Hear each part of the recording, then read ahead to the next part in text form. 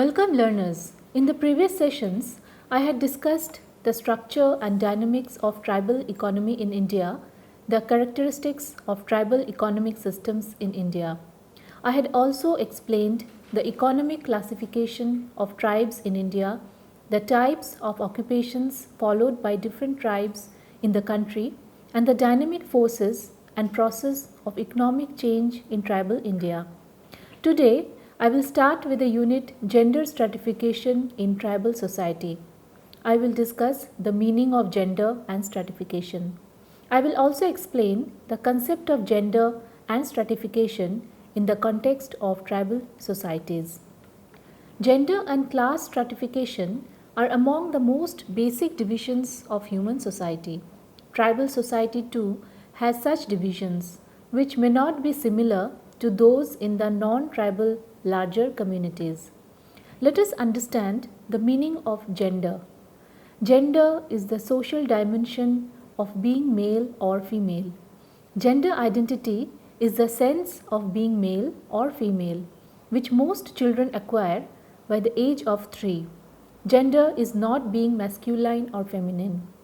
According to the Children's Health Encyclopedia, gender identity is a person's sense of identification with either the male or female sex, as manifested in appearance, behavior, and other aspects of a person's life. The World Economic Forum explains that gender is not synonymous with women as it is commonly understood. It refers to both men and women and to their status relative to each other. Definition given by Hesse-Bieber and Karger says that gender is determined socially. It is the societal meaning assigned to male and female.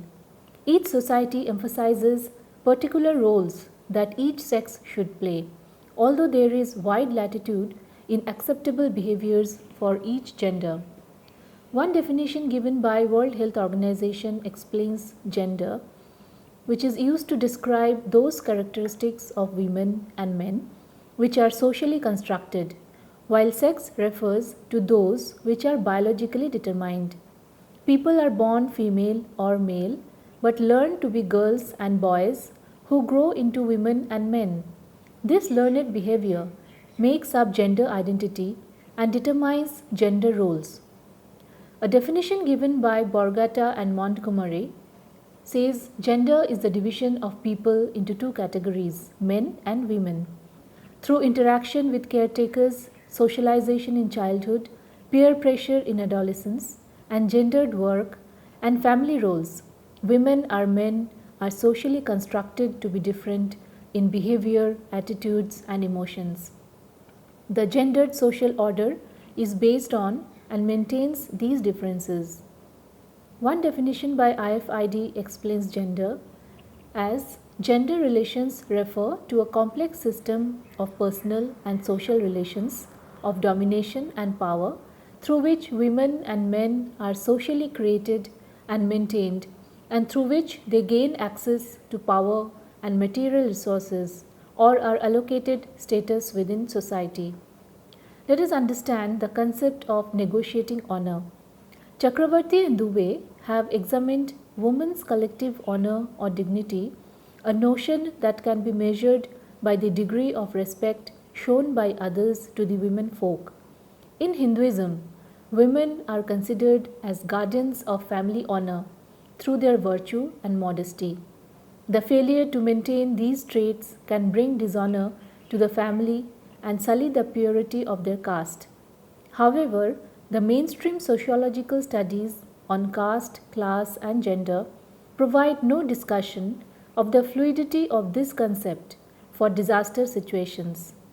The question to be posed and answered is how do women negotiate with honor or lajja when they experience environmental disasters and consequential displacement?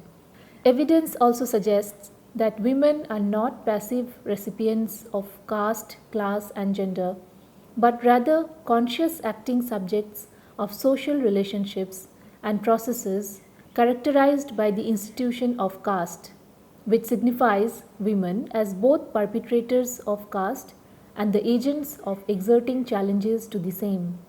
They do not operate so much through individuals as through units based on kinship or the larger kinship, that is, a village as a unit. As a result, there has been considerable relaxation of the rules and norms governing commensality, that is, consuming a meal together, and to some extent exogamous marriages, that is, marriage outside a specific tribe. However, the consequences of this has often been harmful to women. There is substantial presence of tribal women in the Indian workforce. According to 1991 census, about 28.2% of tribal women returned as main workers, clearly indicating the female work as essential to the maintenance of the household. The participation rate is higher in rural areas than in urban areas. Around 13.1% of these women are classified as marginal workers. These women are mainly engaged in seasonal, agricultural, and plantation work.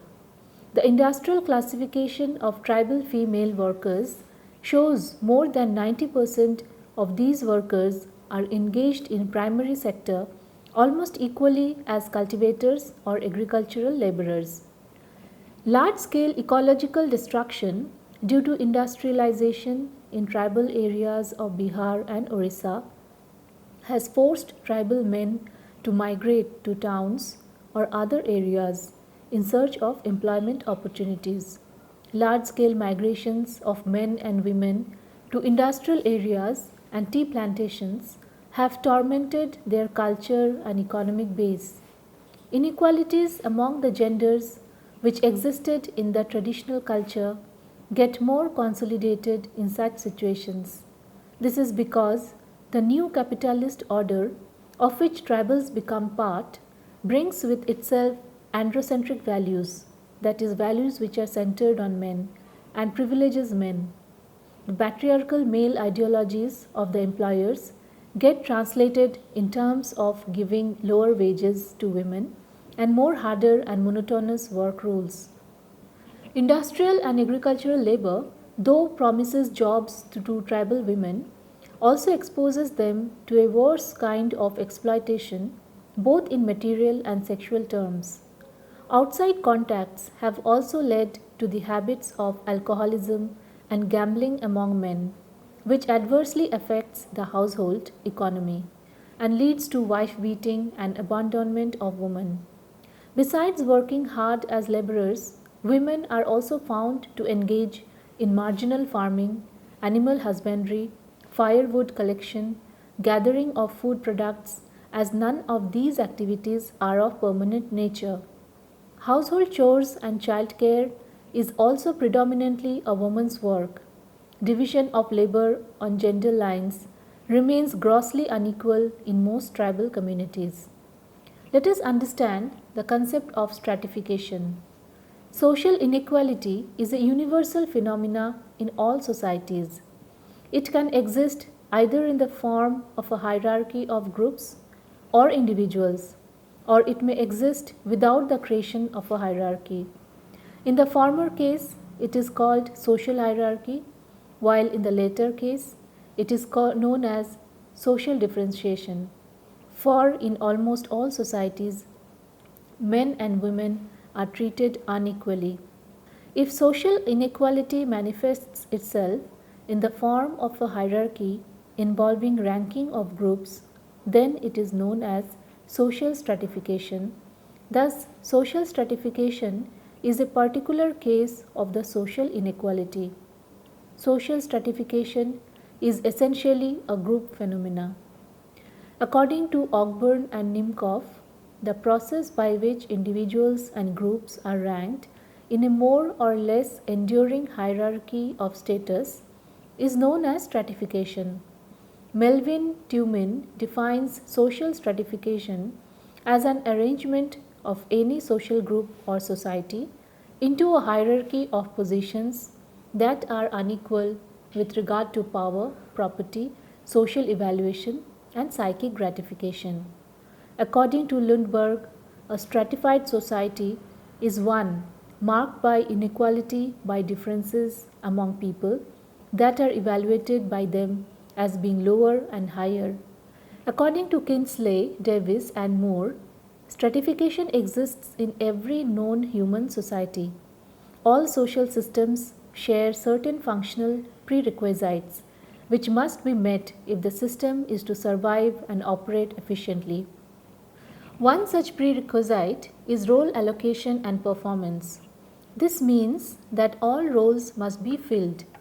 They will be filled by those best able to perform them. The necessary training for them is undertaken, and that the roles are performed conscientiously. According to Karl Marx, in all stratified societies, there are two major social groups, a ruling class and a subject class.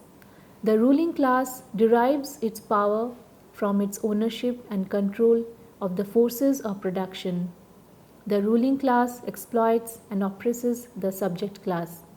As a result, there is a basic conflict of interest between the two classes. The various institutions of society, such as the legal and political system, are instruments of ruling class domination and serve to further its interests. In order to understand gender stratification in tribal society, it is first necessary to understand tribal customary laws and women. In tribal societies, women's lives are governed by their personal laws and customs. Most of the tribal customary laws, which include people's beliefs, customs, social mores, and rights since time immemorial, are not always conducive to the interests of women. Indeed, but for a few exceptions, most of the customary or personal laws, particularly those relating to property and marriage, are highly oppressive to women. The system of inheritance among most tribes is invariably in favor of men. In general, women are entitled only to maintenance rights and expenses for marriage, while men inherit land and all other movable and immovable properties. Even in societies that follow the matrilineal principle of descent and inheritance, which is based on kinship with the mother on the female line, the woman is the focal point of the household organization. When it comes to the allocation of rights over land, a sharp distinction is maintained between ownership and control. While ownership of land is transmitted through women, control invariably lies with men. This is true among practically all the matrilineal groups in northeast India, such as the Khasi, Jaintia, Garo, Lalung, and Koch. Similarly, in patrilineal system, that is a system based on tracing descent through the male line, where women have access to land, they most enjoy usufructory rights only, that is a legal right which is accorded to a person or party that confers the temporary right to use and derive income or benefit from someone else's property. Proprietary and managerial rights to land are contingent on a variety of factors, such as subject to their remaining unmarried, having no brother, widowed, or marry a prescribed kin. Several women among the Ho and Santhal tribes choose to remain unmarried in order to retain their rights to land. In an agrarian society, land constitutes the most vital productive resource. However, women's access to it is constrained by a number of social and cultural factors. In many tribal societies, social taboos prevent women from inheriting land. For example, among the Ho and the Oraon tribes, women's access to land is constricted by the taboo which forbids them to use the plough, a practice which is rooted in the belief that if a woman used the plough, it would result in economic and social calamities. Such taboos not only help men to deny women their rights to land by restricting them access to the tools of production, it also ensures that women cannot engage in extensive farming on their own without the help of men. This kind of taboo is prevalent among many tribes in the central and southern belts of the country. The practice not only reinforces women's dependence upon men, it also explains why women are generally confined to the less remunerative mode of production or in manual operations only. Where women have access to land, other retrograde practices are also used to dispossess them of their holdings. Among several tribes in Bihar, witch hunting is frequently resorted to as means of pressuring women who refuse to part with their land when demanded by the more influential king, as persons convicted of witchcraft are divested of all their rights and are either exiled from the village or put to death. The practice apparently serves a viable means to discourage widows and daughters from staking their claim to land. Women also face many constraints in their access to community land. Although in many tribal societies, large tracts of land are set aside for common use by members of the community, access to them is marked by sharp inequality among class and gender lines. As land is normally allotted to the household, it is usually men who benefit from it because, as household heads, they exercise control over their wife and children. In certain instances, the customary land use pattern itself is detrimental to the interest of women. For example, among the Khasis, while in ideal terms members have only occupancy rights to community land, which is restricted to the period use only on the principle that if the land is left fallow for 3 consecutive years, it reverts back to the community in practice. However, if a person makes permanent improvement on the land and occupies it for a sufficiently long period of time by allowing permanent improvements on community land to accrue, occupancy rights slowly get transformed into ownership rights. A significant outcome of this process is that persons with better resources could, through the application of labor and capital, establish durable assets on community land and claim the same as their personal possession. For obvious reasons, this process tilts in favor of the rich or women who have male support to assist them in their tasks. Tribal women also rarely have an effective role in management of community resources, as the management of the community resources is entrusted to the village council. Women's marginal position in public affairs adversely affects their involvement in these matters. Even today, when women's empowerment through the reservation of seats in the Panchayati Raj institutions has become a reality for most women in the rest of the country, in many tribal societies, women have yet to gain access to this constitutional provision because their areas have been kept out of the application of the Panchayat Raj. In matters of marriage and divorce, also, the tribal customary laws are far from favorable to women, despite the popular perception that tribal women have a greater control over their sexuality. Several repressive customs, such as child marriage, forced marriage, and polygyny, are widely practiced in many communities. For instance, among several tribes in Arunachal Pradesh, women are treated as mere commodities, which men could easily procure through financial settlement in the form of bride price.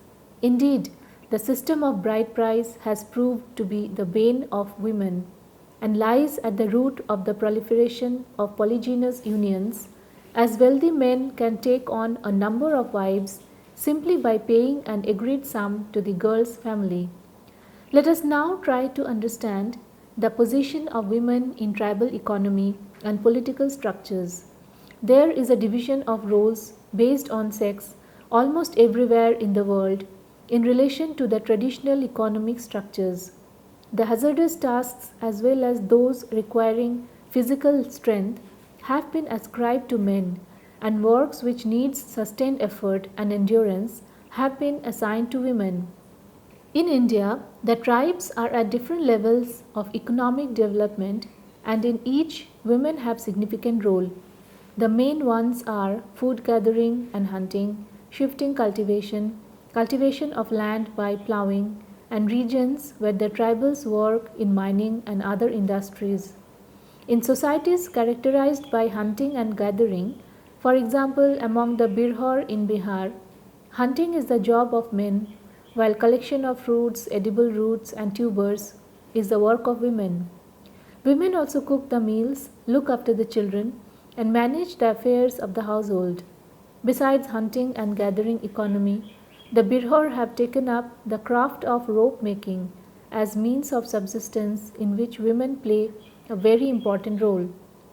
Among the agricultural tribes, for example the Munda, Orao, Santhal, and the Gond, women work shoulder to shoulder with men.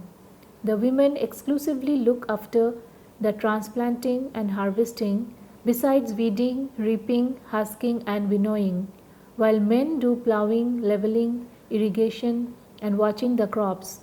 Besides this, women fetch water from the distant springs, collect firewood for fuel, clean the house, cook the meals, and look after children. In spite of this, tribal women suffer from certain disabilities. For instance, in agricultural economy, plowing the field and thatching the roof are absolutely taboo for them. Similarly, among the Toda of Nilgiris, who practice pastoral economy, it is taboo for women to enter the dairies since they are considered to be impure. In matrilineal societies, for example, among the Khasis, women are engaged in trade. They sell fish, stitch clothes in the market, and supply tea and snacks in the offices, etc. They also work in agricultural, both shifting and wet paddy cultivation, besides looking after the home and children.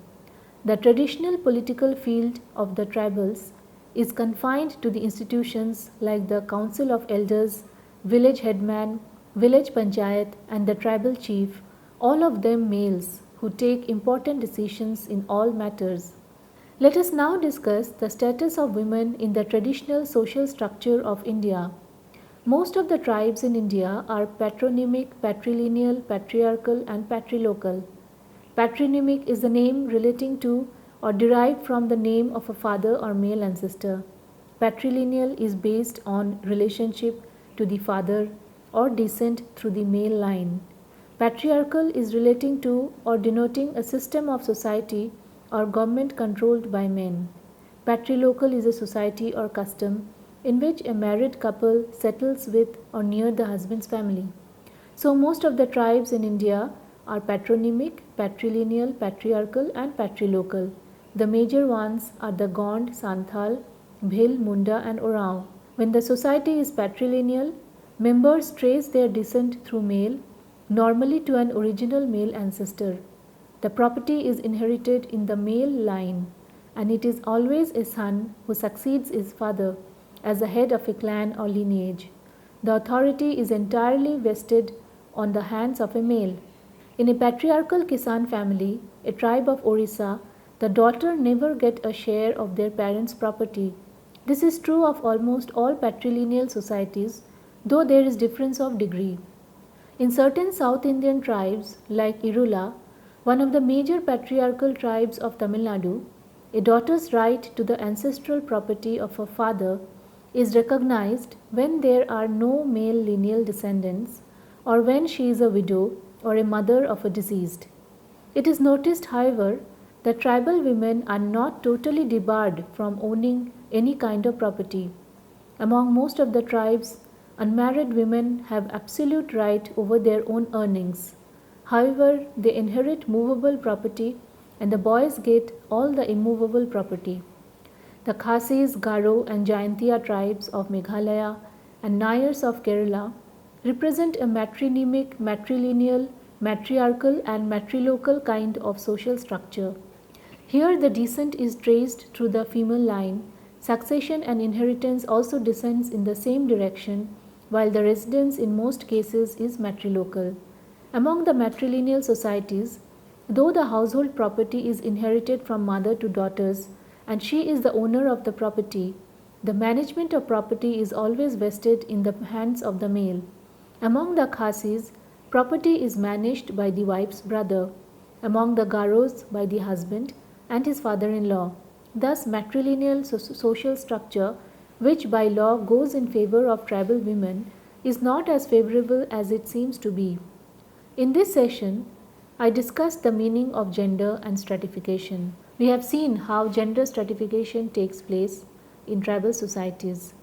Women's status in tribal society is low. Tribal society is patriarchal and women do not enjoy prominent position in the social and religious spheres. Thank you.